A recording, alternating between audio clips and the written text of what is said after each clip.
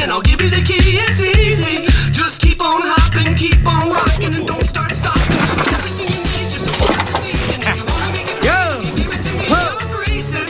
I believe for you, you wouldn't believe what I see in you. So don't stop, don't let the dream drop hop.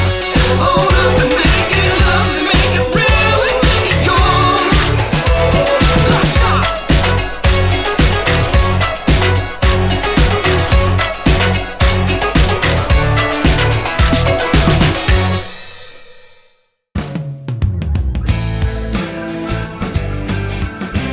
All right, Jen, I'm super excited to have you here. We actually connected at a strength conference that I went to last year. We've been chitty-chatting back and forth ever since. I went on your podcast recently, and so I wanted to have you on mine today. I feel like we're good friends now. I know it's kind of exciting. I like it. So it's fun how social media can do that for you. It's like I can see what you're doing, and then I could post a couple comments on it, and go back and forth. It's like we're talking throughout the day, but not really. I know. Well, and it's been actually really cool because a lot of the women that I met at that conference, we still chat pretty on the regular, and like we're all like, yeah, nice PRs, like this is awesome. Yeah. And I wasn't really too into powerlifting when I went to that conference. I'm just into working out, period. And so I like strength stuff, and I was like, sweet, I'll just go and check this out. And then I've always liked powerlifting, just never got to that phase yet, and then I was like, oh, I should be doing this. Just needed a small bite, and that was all. And now she's in like a open back pet shirt. You went from not wanting to be for powerlifters to like the extreme, in like a matter of a year. Well, that's kind of how I am. It's like, it's okay. That's good. Full throttle or coasting, one or the two. There's no like doing the speed limit in between. Right. I'm in or I'm out. One or the other.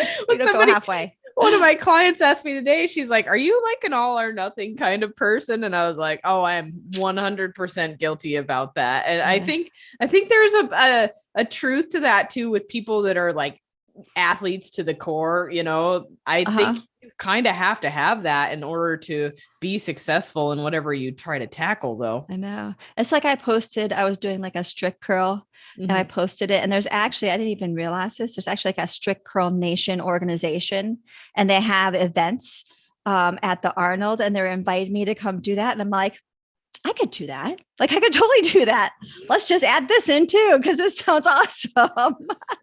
That's awesome. Well, you're going to probably go down there anyway, knowing you. So that'd be perfect. Yeah. I'm like, let's go. That's awesome. Well, you never know where life will lead you. Exactly. Well, first of all, we probably ought to get started with who you are and what you do and what you're known for. Okay. Well, I'm Jen Thompson.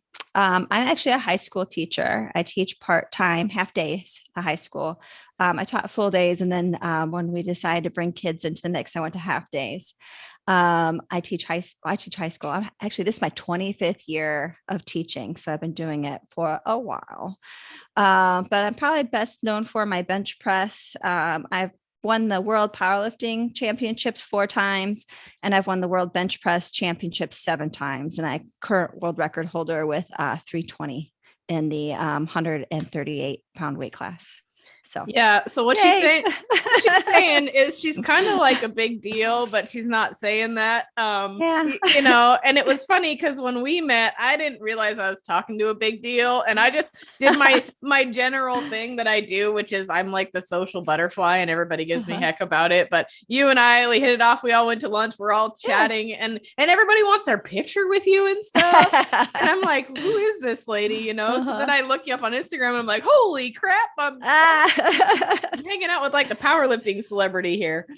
Yeah, I've been doing it for a while. My very first competition was in 1999. So, there's some years in there, and I've seen it really grow and change, and it's really in a good place right now. So I'm pretty excited. I got to be, I guess, a part of that, and I hope that I kind of helped it grow and blossom into what it is today for women. Because when I first started, like, we couldn't even fill a weight class up with women. Like, when we would go to a competition, we'd be the very first day, very beginning. They'd get us out of the way in like an hour, and then the real stuff would start. And now we're in prime time, spots. And I know our membership with USA Powerlifting right now is about 60-40, 60 men, 40 women, which it was probably maybe 2080 when I started. So I think that's pretty cool. That's so awesome. And it's great. I actually recall I did a powerlifting meet in high school, bench only. And I remember there was only 3 girls there. Yeah. So, it wasn't. It was a small group of people. And back then, I mean, I don't know what our age difference is, but back in 1999, they still thought, women would look like men if they touched weights. You just didn't see that many women in the free weight area anymore. And so there was still that kind of stigma that went with it, which I think is far less now that we have so many great examples that prove that's not true. But back then it was still like, even my own father, talking about families a minute ago, my own father. So like, you are not lifting weights. No girl, no daughter of mine's going to look like a man, is what he said to me. I'm like, Dad, and my dad, I knew he's very like old fashioned anyway. And this was when I was in college. I'm like, well, you really can't tell me what to do anymore. So I think I'm just going to go with this. But now he's like the guy in the front row cheering. I was kind of like the boy he always wished he had. He always wanted my brother to be like this huge athlete, and it never happened. It was his girls that were the athletes. That's awesome. That's way cool. Well, so the crazy thing is so you have this huge powerlifting following, you have your own app, you coach, and you're also working at your regular day job too, girl. You got a lot of things going on.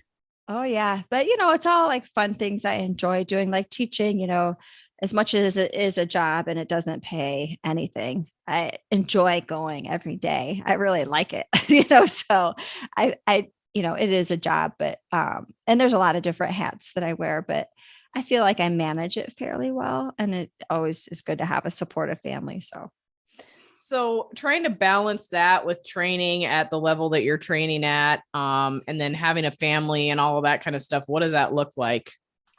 It's a little, well, I almost want to say it's easier now that my kids are teenagers, but maybe not. It's just like their activities got like farther away and require more time. When they were little, like because we lifted in our house, like the kids would just run around the gym while we worked out. They thought it was a playground. I have pictures we had like exercise bands hanging down from the squat rack for bands. And my son Tucker would put one leg in each one and jump up and down and pretend he was Superman. And they had a riot in there while we were trying to get our workouts. And it was a little disjointed, trying to watch them and work out at the same time. And then when they got more middle school, they started working out with us more, which was way more fun. They'd, work out maybe an hour. We do 2 hours. So they'd make it there for the first part. But now that they're in high school, they have the high school workouts. They don't work out with us as much anymore. But then we have a lot of like, they both play baseball, they both power lift. And so now there's like, it's just how do we structure our workouts are like fluid. We have to constantly change them based around like when the baseball games are, or, when this event is. And so you just have to be really flexible. Well, and I see you guys having flex offs on Instagram and stuff like that. It's like, who's going to get the most reps out of this one? You think, like you guys, everything's a competition at your house. I can see that. Well, we have this like motto that everything's a competition, and it should be. That's like the Thompson family motto. Yeah. It's actually a thing. And sometimes awesome. I'll be like, you guys don't have to like, compete over that. And they're like, Mom, everything's a competition. I'm like, but it's like dessert. Like, just let it go, Sounds like, no.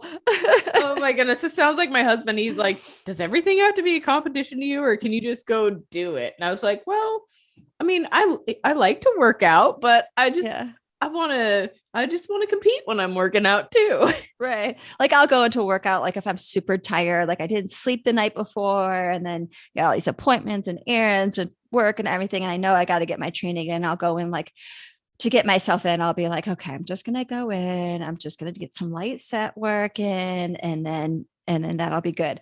And then I'll start going. And then before you know it, I'm full on workout mode. Like I'm PRing, like there is no just go in and just kind of, make your way through a few reps. I tell myself that, but it never ends up that way. Well, so that's a funny thing that you mentioned that, because I actually do that with a lot of my clients. I say, listen, if you don't feel like you're going to the gym, just go and do the compound movement. I have it outlined in your program. Just go in, do that one thing, and then leave. Well, the thing is I feel like 9 times out of 10, if they go to do that, they get into their workout and then they're like, okay, I'm in now. The endorphins are flowing. Half the problem was just getting yourself there because you were feeling tired. But once you get your blood going and stuff, and you get in your zone, then it's like, okay, game on, let's go. You just need to get over that small hump. Absolutely. So I want to talk about this a little bit. So being a female and being into the gym and fitness and all of that kind of stuff, I feel like a lot of judgment gets placed on moms. Like, especially you hear it so often. People are like, well, I'd go to the gym, but I don't want to leave my kids alone, or I don't want to be selfish. I mean, so how do you feel about that? How does that look in your life? And how do you feel that you have thought about that? Well, it definitely was like, I would hear more things like when the kids were younger, for sure. And like my older son, Tucker, we adopted him from St. Petersburg, Russia, when he was 10 months old, and brought him home. And he, like, I don't know if this is Russian genetics or what, but he's always been like stacked in muscle. Like even when he was 2, like he had delts, he had pecs, he had abs, like crazy shit. And it was super active. He would, like, if you turned your head, he was 100 feet up in a tree. Like, just, he was nuts.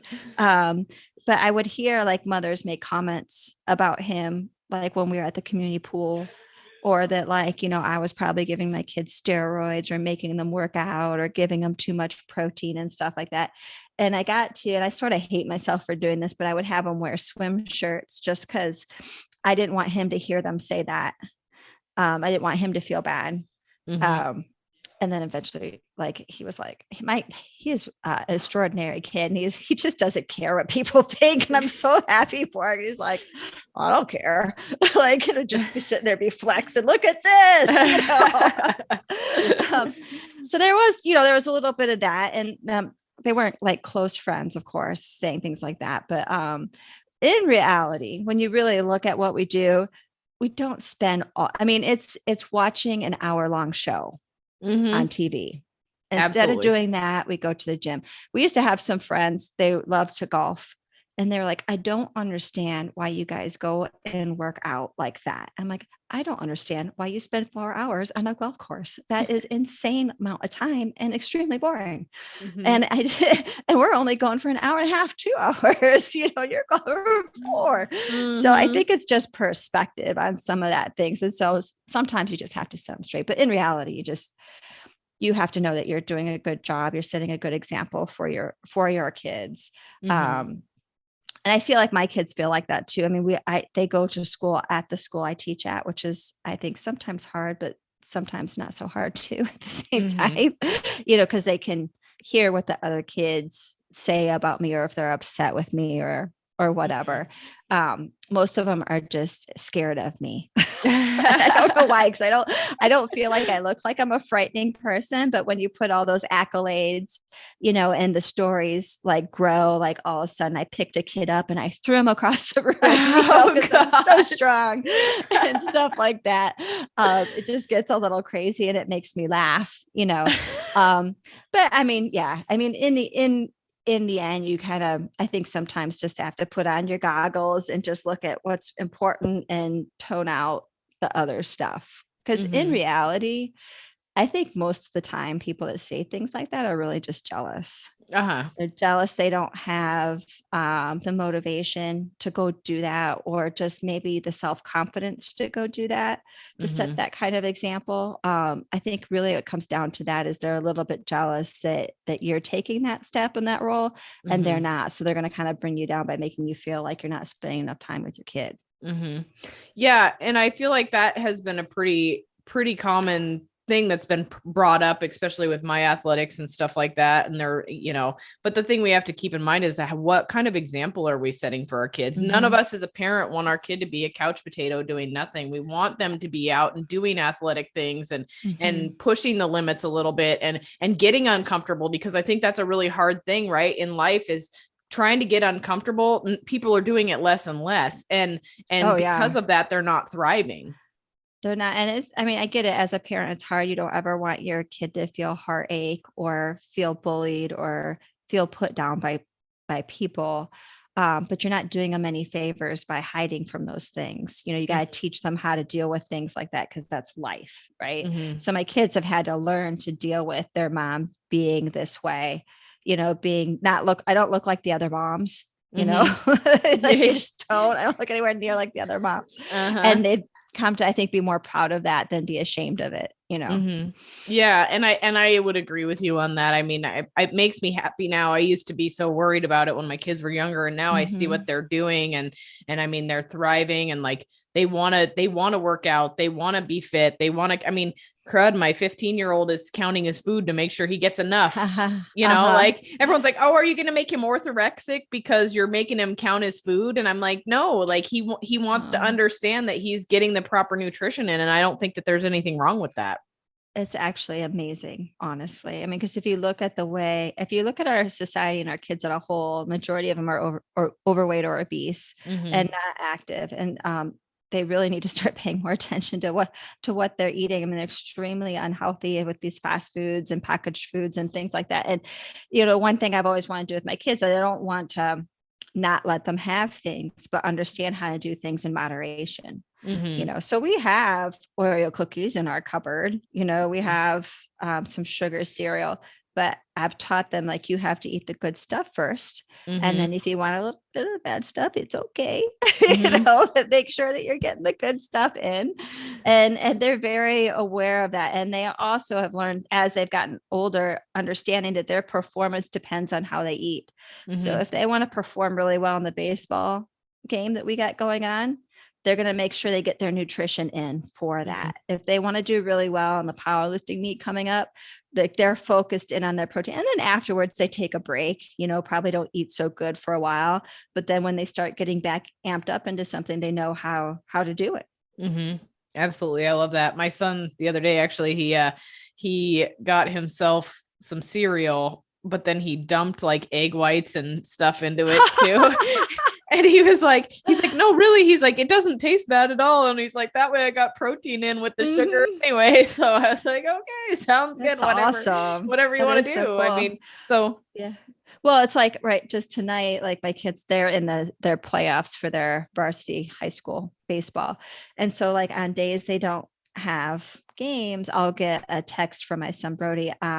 We're going to have some additional guests tonight for dinner, because they'll go across the street and play wiffle ball, because they love playing wiffle ball. So they'll load up some steam, have fun, play wiffle ball. Then all of a sudden I got 6 extra kids to feed. So I just got done. I made spaghetti tonight because it was easy, but when they were eating, I was like, well, so you're eating bison burger and protein noodles and some organic tomato sauce. How do you like it? And they're like, they're getting seconds and thirds. And yeah. Well, and it's incredible. Whatever. I think some parents think that because something is touted healthy, a kid automatically isn't going to like it. But really, honestly, when you start putting that stuff in front of them, it's pretty incredible. They're down for it anyway. So and I had made like green beans. I made fresh green beans. Those were the first thing to go. It was the green. Awesome. I made like a giant bowl, and I'm like, everyone, I always still tell you this, because when my kids were little, I'd make them have a no thank you bite. So they had to taste it. But then after one bite, they could say no thank you. And that was fine. But you're supposed to make them try at least 10 times. Usually by the end, they like it. Yeah. So I tell all these big, huge 6-foot high school kids, I'm like, everyone's got to take a no thank you bite of those green beans. And they're like, what? And I'm like, everybody. And the kids will look at them. They're like, she's serious. Put them on your plate. That's awesome. I love that. That's so cool. I love hearing this too, because it's fun from other athletes and other people that are into the fitness space and health space to see what's going on, because I think people are so quick to say, oh, well, this just won't work. But really, you never know till you try it. And I mean, yeah. I mean, 9 times out of 10, I think kids would prefer a home cooked meal over going to like Chick-fil-A or wherever fast food they are. So they get really kind of geeked when they all get to come over and eat a huge meal together, and they have a lot of fun. But I would do it every night if we could, if it kept them from going out to like Jersey Mike's, you know, that stuff's just gross. I love it. Well, so I want to rewind here just a little bit. I mean, what triggered you to get into powerlifting? Oh boy. Well, mostly my husband. I was a runner. I was a long distance runner in high school. But we did have this class in high school called Marine Fitness. And it was like doing the Marine Fitness test where you had to do 100 sit ups in like 2 minutes. I think you had to do 100 push ups in 2 minutes. Then there was 30 pull ups. And there was like a standing broad jump and a shuttle run. And so it was all boys. There was not one girl in this class. And so my friend in high school was like, let's take this class. We'll be the only girls. And I was real shy in high school and I really lacked self-esteem, and I was like, I don't know. And she's like, come on, do it with me. So we did. And so we took it every semester in high school. And I loved it because we did rope climbs, we did stadium runs, we did all sorts of like probably early CrossFit stuff before CrossFit was big. And like I could do 20 some pull-ups, in high school. And we started getting a little muscle, we didn't even have a weight room in high school. That's how like far behind everything was. So like I liked that. I did the running just because I liked the competition part. And then if you were just gritty enough and if you tried harder, you could be pretty successful. Like, so I just figured I could take the pain longer than anyone else and maybe win a few races here and there. But then when I got in college, I met my husband. He was just friends of friends, and they had a weight room in the basement of our rental house when we were in college. He got interested in weights in the Army. And so every day he would say, Jen, why don't you come down and lift with us? I'm like, no, I'm gonna go run my 5 miles. I'll be back. And, you guys just have fun down there.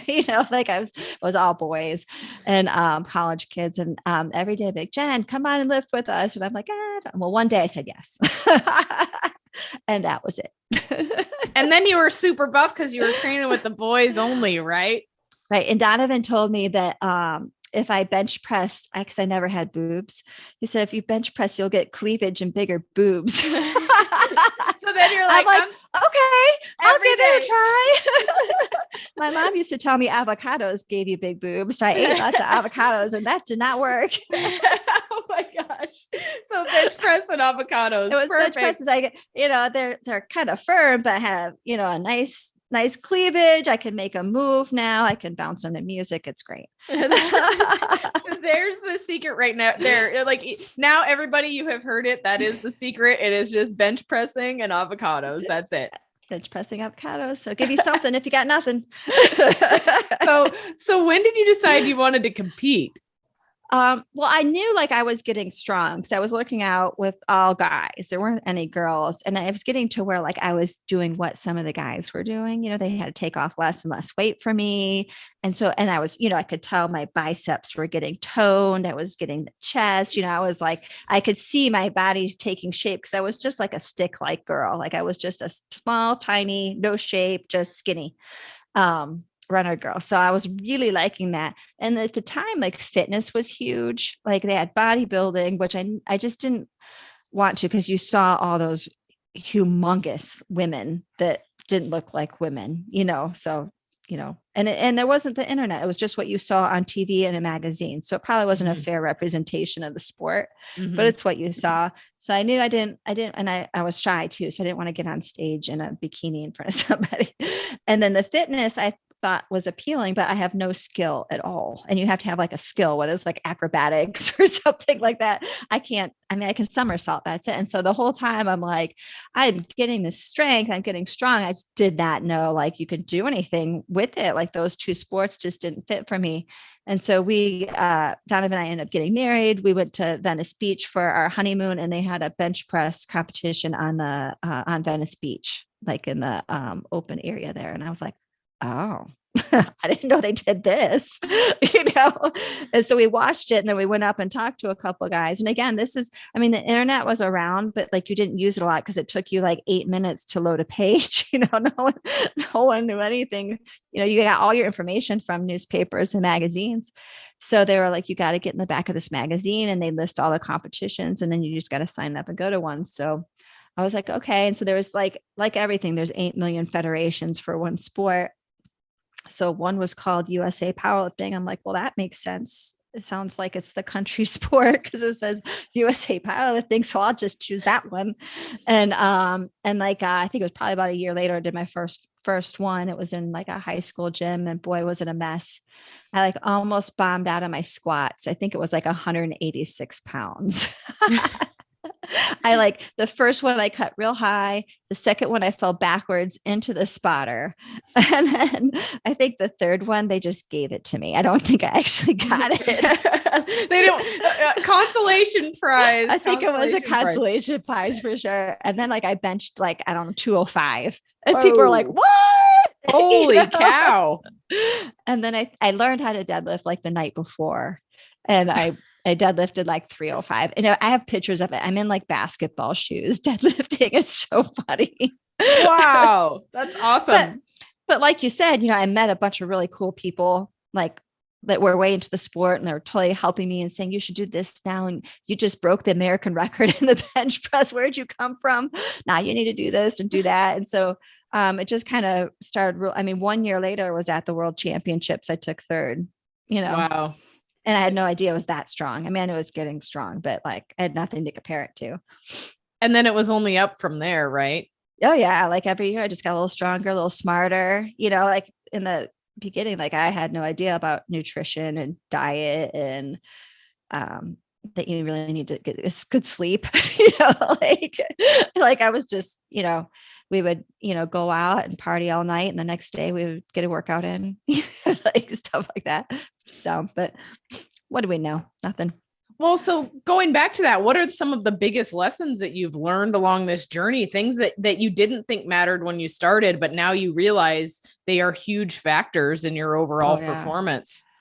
Well, technique is the biggest one for sure. Like, and then back then we didn't have YouTube, there was just no information. Like you'd have to, and even coaches there's no online coaching. So Muscle and Fitness magazine was pretty much it. And then whoever you got to talk to at a powerlifting meet, that was your only way of really.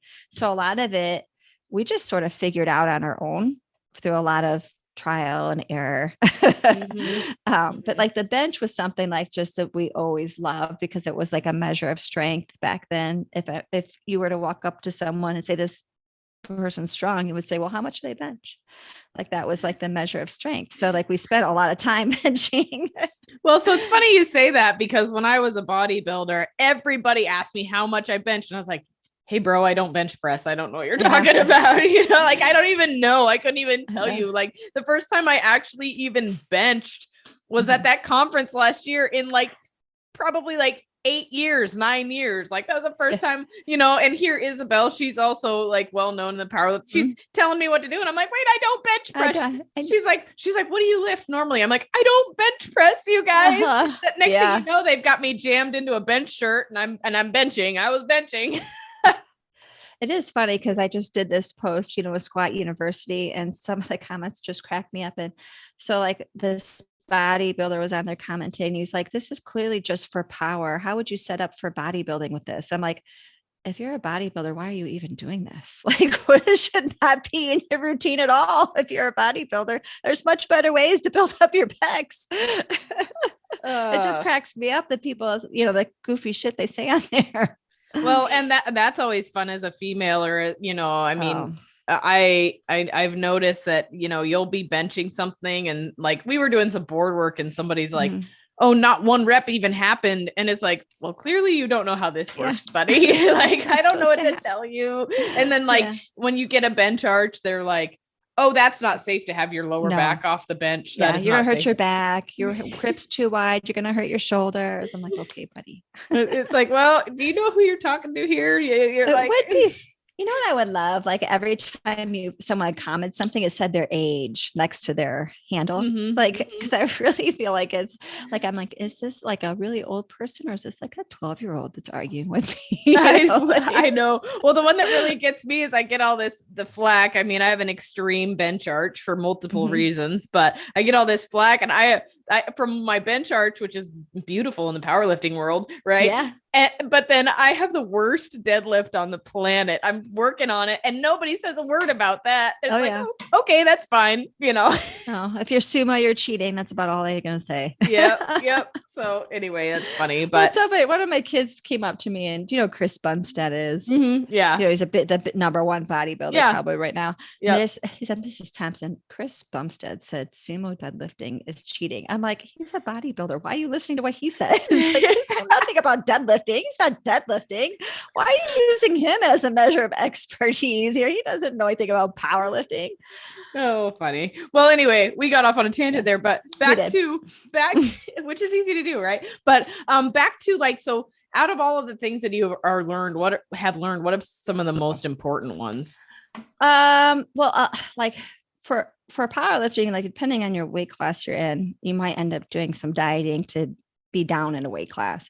And pretty much my whole entire career till like this very moment, I've had to cut weight for to get my weight class, you know, because I was right on the cusp, really. And so I've learned a lot, much better, healthier techniques. I mean, we used to just not eat and sit in a sauna for as long as we could to make weight. And then you would weigh in and then you'd feel horrible the next day and try to lift like that.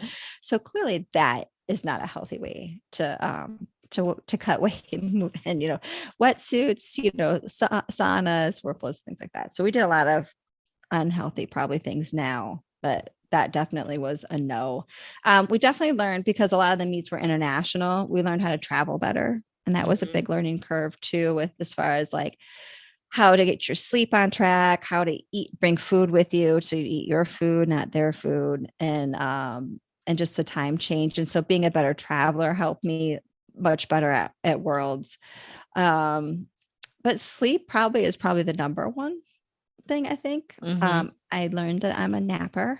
And I need a nap to feel good, honestly, to feel good and to have good workouts. Like I have to have 7 to 8 hours of sleep at night. And then I need a 20-minute nap during the day. And I don't care where it is. It could be in my car, it could be in a classroom, it could be in a baseball game.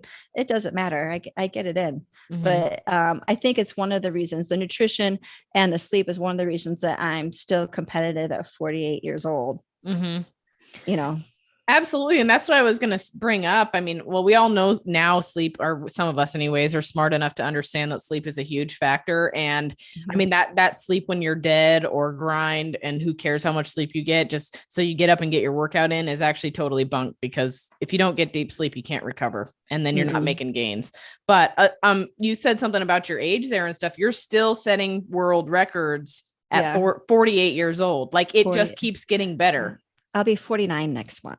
I'm knocking on 50 pretty soon here. I'm going to give my coach some crap, because he's 48, turning 49 in a couple of weeks as well. And he's always, today he said he was going to go to the rest home. He was like, and I'll tell you what, I don't feel 48. Like I still, I can honestly say I still feel as good as I did in my 30s. I don't feel, and I certainly don't think I look. No, I'm just kidding.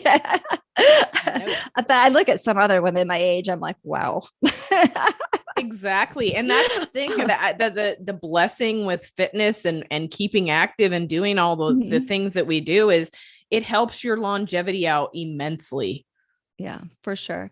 And then I think the other, obviously the big curve is just training and programming and learning how to do it well. I mean, we used to train hot all the time, you know, and we get burnout. You weren't sleeping well because you were so overtrained half the time.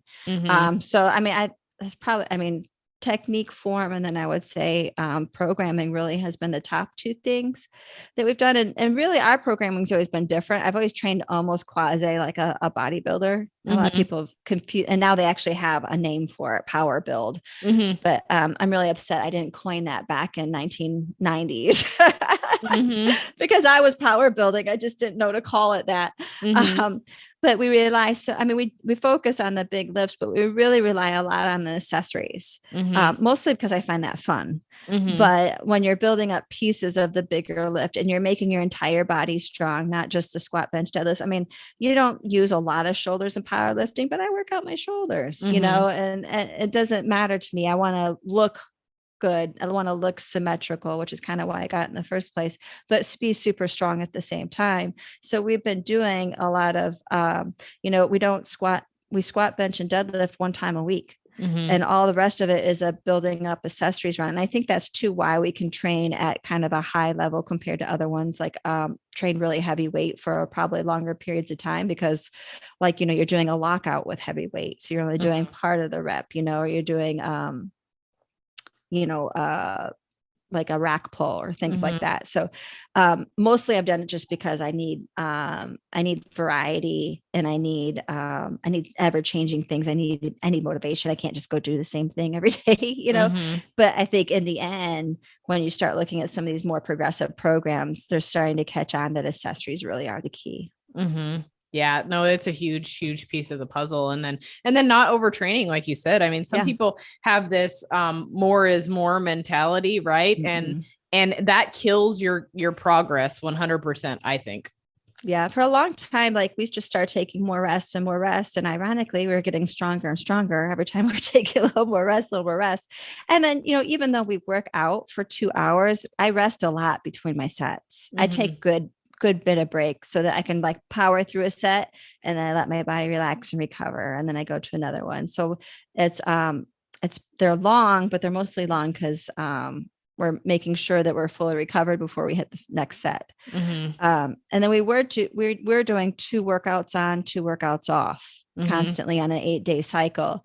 And now we're playing around with doing a 7-day cycle, but reducing some of what we're doing. So I'm always changing it up and trying new things.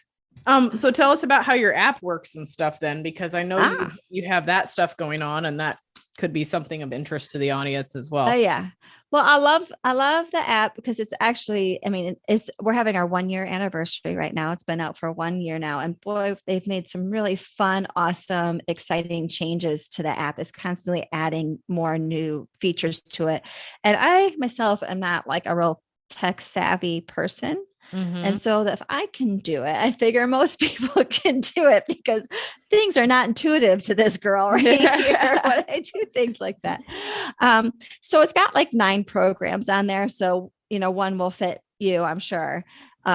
Whether you're like getting ready for a competition, or you're just like a weekend warrior, you want to get strong, or you just want to gain some strength or do a hypertrophy. I even have my kids' workouts on there, like a teenager type workout.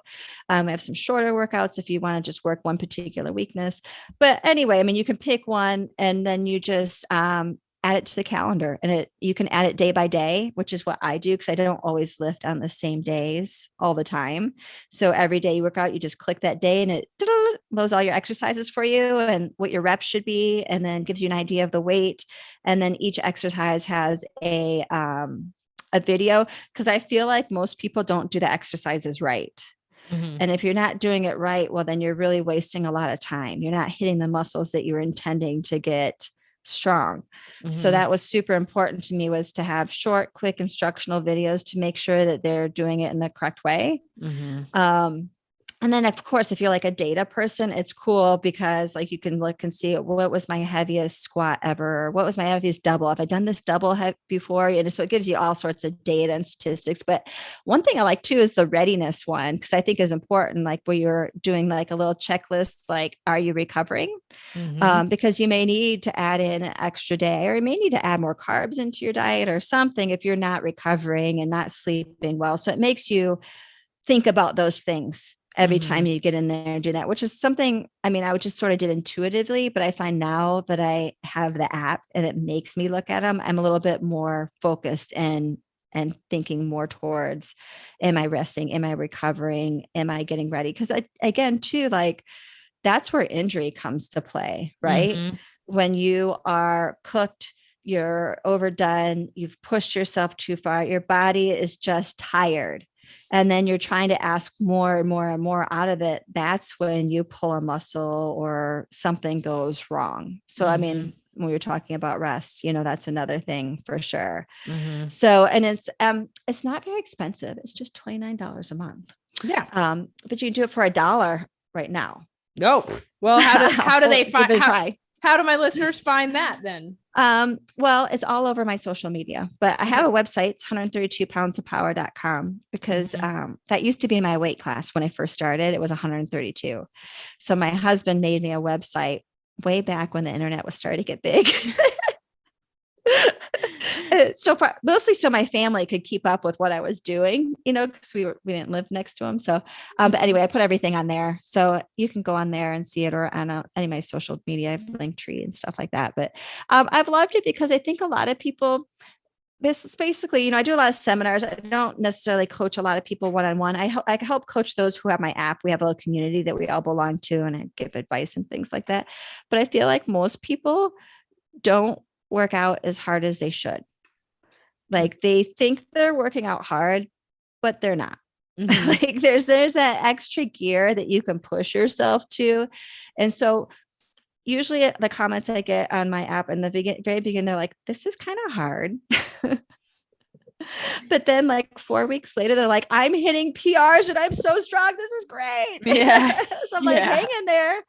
It'll be okay. But that is interesting to me because like I did online coaching for a year when we were in lockdown. Because I thought, well, I'll give this a try and see if this is something for me, which it wasn't. I enjoyed doing it for the year, but I'm like, this is not where I feel like I'm meant to be. But I enjoyed the Zooms and like the coaching the people. And I'm like, you've got more there. You've got more there. And as much as I'm not a huge advocate of the RPE. Me neither.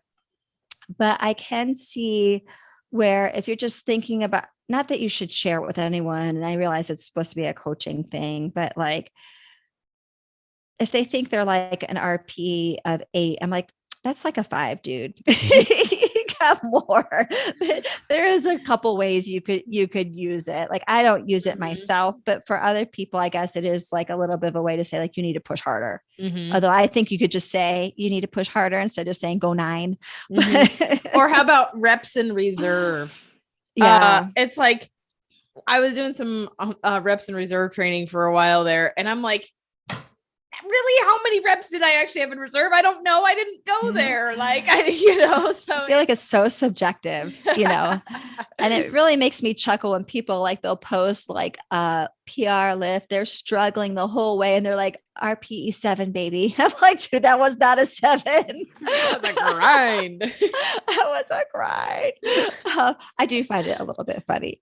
Well, and I did actually make a post on that not long ago too. And then there's the people that do go to work out and maybe they even have a coach and maybe they have athletic goals, but they're just going through the motions. They're not, there's a whole nother level of things that have to happen if you want to perform. I mean, there's a mental level. I mean, talk about progressive overload and stuff. Mentally, you have to progressively overload, right? Like you have to connect with that muscle and be like, okay, this is the muscle we're training. We're not just picking this up. We're literally like, okay, Mr. Bicep, wake up and tow this load right now. And it is funny because it seems like such a simple thing, but I have like a lot of people, I always talk about how you have to flare your lats when you're bench pressing. And a lot of people are like, I don't understand how to do that. And I'm like, the first step is thinking lats flare. Like send a signal with your, and it sounds so stupid and so simple, but it's like, if you start thinking about before you know it, oh, okay. Yeah. I can get them to go, but you actually have to try to direct them because it's not something you're used to doing. So it is something I find it interesting. Like it's just, sometimes you've got to tell your body, okay, at this point, I want my lats to flare. Okay. Think about them, tell them to flex, tell them to move. And like, lo and behold, it works. That's awesome. Well, if people want to find you on social media, how do they do that? Everything's Jen Thompson 132. The only thing I don't do is I don't snap because I've just never got that app. And I've just never, like I told you, the technology thing, we've just never hooked up correct. I've never figured out how to use it correctly. I just gave up on it. So I do the Instagram. I have a YouTube channel. It's 132 pounds of power with bench press tutorials that I do I did a 101 to a 501. It's amazing. You can talk that much about the bench press, but you can. And then I have a TikTok that's taken off also, which is pretty fun too. I saw that. I started one because I was like, I guess I hate being on technology. Probably I could have done better with my social media had I have done something with it, but I don't. So I was like, well, I'll get a TikTok.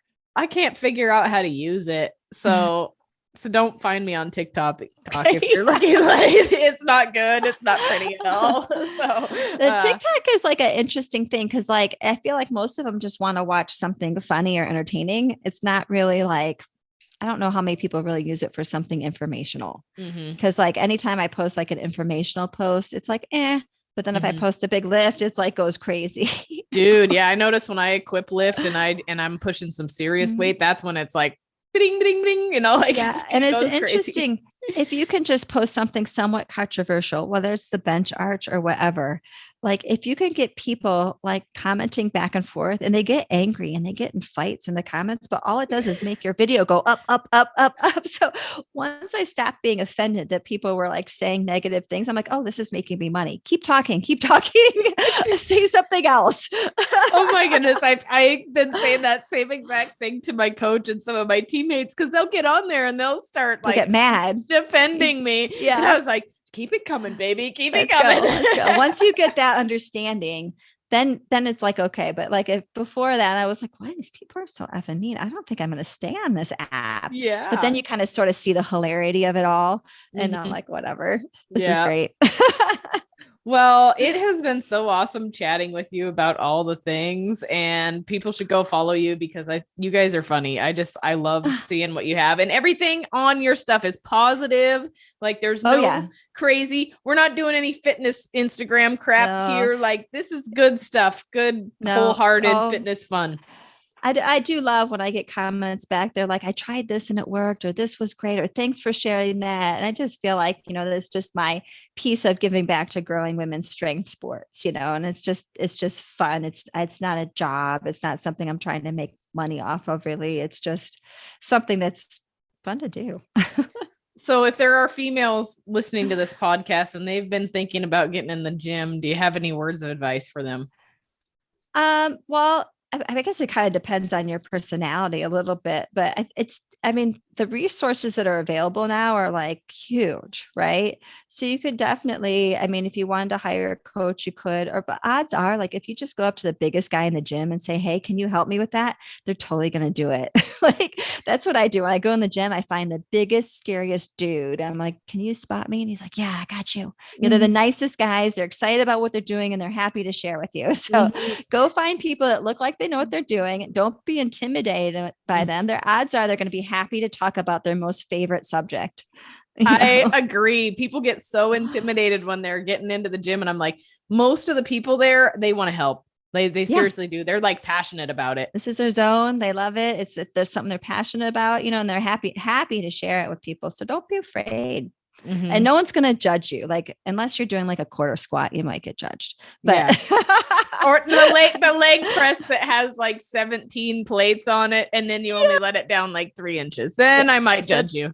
Then you might get a little judgy, but other than that, like if you're in there just trying, people are going to be encouraging and applauding you for getting out there. I love it. Well, thank you so much for joining us. I'll put all your info in the show notes. It's been awesome. Thank you. I love being on here, and I just glad that we got to be friends, and I can't wait to do more things with you in the future. I know. I'm excited.